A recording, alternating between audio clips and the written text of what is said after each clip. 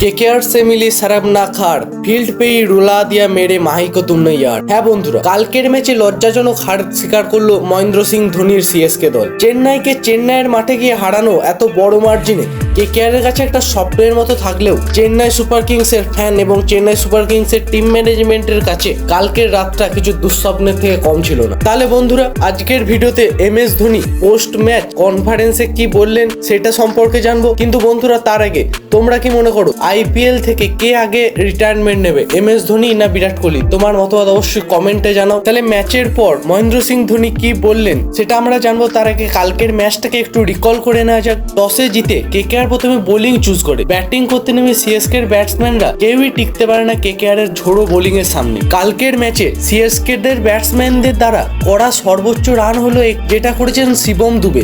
CSK এর মাত্র 4 জন batsman যারা ডবল ডিজিট স্কোর করতে পেরেছিল তারা হলো কনওয়ে, যে 11 বলে 12 করেছিল, রাহুল ত্রিপাঠী 22 বলে 16, বিজয় শঙ্কর 21 বলে 29 আর শিবম দুবে 29 বলে 31। এই শিবম দুবের 29 বলে 31 রানের ওপর ভর করি কেকেআর এর সামনে 103 রানের একটা ক্ষুদ্র টোটাল দেয় চেন্নাই সুপার কিংস, যা সুনীল নারায়ণ এবং আজিঙ্ক্য রাহানের ঝড়ে উড়িয়ে দেয় সহজেই কেকেআর দল। তারা পেয়ে যায় বিশাল মার্জিনের জিত। এরপর মাঠে খেলোয়াড়রা হতাশ, প্লেয়াররা ফ্যান্সরা কাঁদছেন।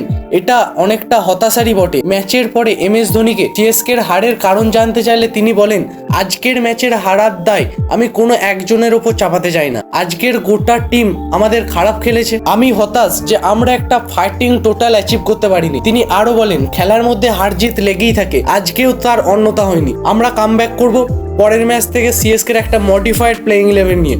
এছাড়াও তিনি কেকেআর টিমের প্লেয়ারদের অভিনন্দন দিতে ভোলেননি। তিনি বলেন, আজকে কেকেআর টিমের প্লেয়াররা ভালো খেলেছে, এই জিতটা ওরা ডিজার্ভ করে, ওদেরকে আটকানোর জন্য কোনো প্ল্যানই আমাদের কাছে ছিল না। তাহলে বন্ধুরা, তোমাদের কি মনে হয় 2025 আইপিএলে চেন্নাই সুপার কিংস দল কি পারবে প্লে অফসের দিকে এগিয়ে যেতে, নাকি এখানেই তাদের এই 2025 আইপিএলে প্লে অফসে যাওয়ার স্বপ্ন শেষ হয়ে গেল? তোমাদের কি মতবাদ সেটা অবশ্যই কমেন্টে জানাও। ভিডিওটি ভালো লেগে থাকলে লাইক করো এবং চ্যানেলে যদি নতুন হয়ে থাকো চ্যানেলটা অবশ্যই সাবস্ক্রাইব করে ডেসক্রিপশন বক্সে থাকা লিঙ্কে ক্লিক করে টেলিগ্রাম চ্যানেলে আমাদের জয়েন হয়ে যাবে, যেখানে ক্রিকেট রিলেটেড নিত্য নতুন আপডেট ফার্স্ট টেস্ট হয়ে দেওয়া হয়। আর বন্ধুরা, তুমি যদি একজন কেকেআর এর ডাই হার্ট ফ্যান হয়ে থাকো তাহলে ভিডিওটা অবশ্যই লাইক করে দাও এবং কমেন্টে লিখে দাও আমি কেকেআর।